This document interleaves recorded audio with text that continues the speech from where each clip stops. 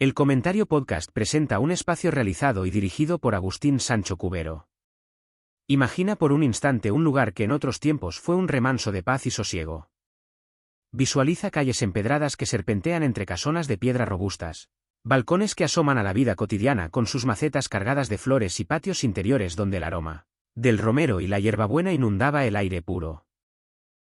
Aquel era un pueblo donde la contaminación no tenía cabida, donde los huertos florecían con el esfuerzo compartido, las granjas bullían de actividad y los viñedos trazaban líneas perfectas sobre las colinas.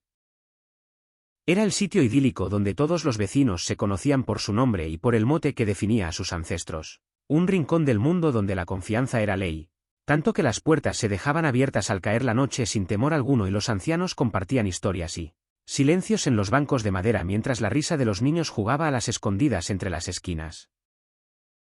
Ahora, fuerza tu mente para concebir un giro drástico, una pesadilla repentina que se cernió sobre aquel paraje sin previo aviso, obligando a sus habitantes a huir en un éxodo desesperado, dejando atrás las vidas que habían edificado con el sudor de generaciones para entregar sus hogares a las sombras y al olvido. Ese lugar maldito, marcado por un destino cruel e inexplicable, es La Cornudilla, una aldea perdida en la vasta geografía de Valencia que, hacia finales de los años 50, fue vaciada por sus propios moradores tras sufrir un asedio incesante de sucesos que desafiaban toda lógica y razón. Para comprender cómo comenzó esta historia debemos retroceder a los siglos XVI y XIX, una época en la que la agricultura y la ganadería dictaban el pulso vital de la comarca de Requena. En aquel escenario donde el sol castigaba la tierra y el trabajo era una liturgia compartida, La Cornudilla nació como un asentamiento pequeño, acogido por el calor de núcleos más grandes como los Ruises y los Marcos. Nunca fue un lugar de gran envergadura, pues para mediados de los años 50 apenas albergaba unos cientos de almas. Las condiciones de vida eran, ciertamente, una prueba de resistencia.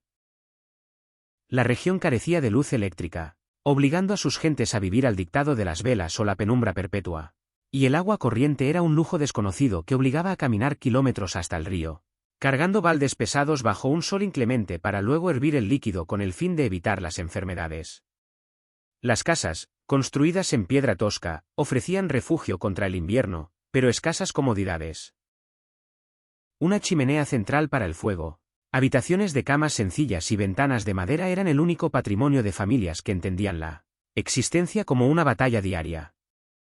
Esta dureza forjó un carácter particular en los lugareños, eran personas recias, valientes, distantes en sus afectos y profundamente ajenas al miedo a lo sobrenatural, centrando su mundo espiritual en la misa dominical.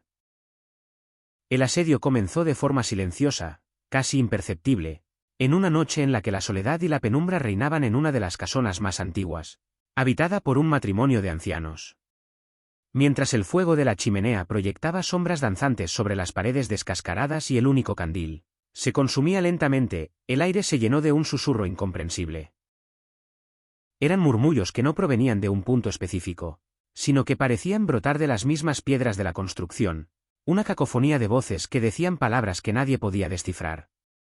El marido, tras inspeccionar la casa para descartar intrusos callejeros, se vio sobrecogido cuando un grito agudo y femenino estalló desde la pequeña guardilla, aquel espacio destinado a almacenar grano o trastos olvidados.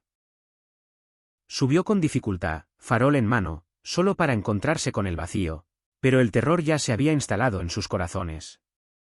Desde aquel día, la paz desapareció, sustituida por lamentos que se prolongaban semanas enteras sin permitir el descanso. Poco después, la situación se replicó en la casa de dos hermanas que guardaban un luto estricto. La tragedia de la pérdida de sus esposos las mantenía recluidas, vestidas siempre de negro, cosiendo bajo la escasa luz de las lámparas de aceite. Una noche, el impacto seco de una piedra contra el cristal las obligó a detener su labor. El hecho se repitió con una frecuencia inquietante, como si una lluvia de rocas invisible asediara la vivienda desde el exterior. Al observar por la ventana, encontraron el entorno sumido en una calma antinatural. Las ramas de los árboles no se movían y ningún viento soplaba en la calle. Un frío gélido las recorrió al notar cómo todas las velas se apagaban simultáneamente, dejando solo el olor agrio de la cera quemada. Entonces, al mirar hacia la oscuridad exterior, presenciaron una figura alta, cubierta por una capa negra con harapos, que cruzaba el camino portando un farol cuyo resplandor iluminaba la calle con una claridad fantasmal. A partir de esa aparición, las sombras no dejaron de recorrer los rincones de su casa y los golpes se convirtieron en un tormento nocturno. Mientras el miedo se extendía como una mancha de aceite, en otros rincones del pueblo la desesperación se hacía patente. Dos vendimiadores, que compartían un chato de vino tras una jornada agotadora, fueron interrumpidos por un lamento lastimero que ascendía desde los cimientos, seguido del estrépito metálico de cadenas siendo arrastradas sobre el suelo de madera. Aquel ruido de opresión, que recordaba a un preso sufriendo un castigo eterno, empezó a resonar en todas las viviendas.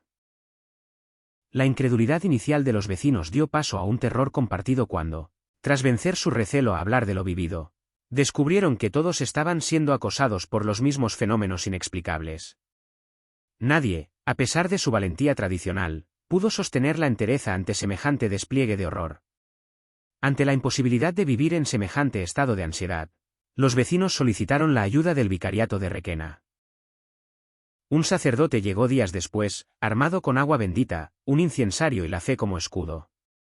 Bendijo cada vivienda, cada rincón, cada puerta y ventana, recitando oraciones que, durante un breve espacio de tiempo, parecieron apaciguar las ánimas que perturbaban la paz. Los fenómenos cesaron en gran parte del pueblo, pero hubo una excepción que marcaría la historia de la Cornudilla para siempre, la llamada Casa del Ruido. Situada en los límites del asentamiento, esta gran casona de piedra se convertiría en el epicentro de un mal que no cedía, sino que se recrudecía con una virulencia insospechada. Los ruidos de cadenas, los gritos incesantes y la caída inexplicable de objetos se tornaron una constante. Los vecinos más osados, armados con herramientas de labranza, intentaron abrir las paredes para encontrar la fuente de los ruidos, solo para fracasar una y otra vez ante un fenómeno que no obedecía a las leyes de la física. Incluso las chimeneas cobraban vida propia, avivando el fuego con una intensidad demoníaca, mientras que los animales, sensibles al horror que allí habitaba, se negaban siquiera a acercarse al abrevadero cercano, encabritándose ante la proximidad de la casa. La familia que habitaba aquel lugar, agotada física y emocionalmente, terminó por abandonar la propiedad, dejando atrás recuerdos y sustento para salvar sus vidas. La Casa del Ruido pasó a ser un mito, una advertencia.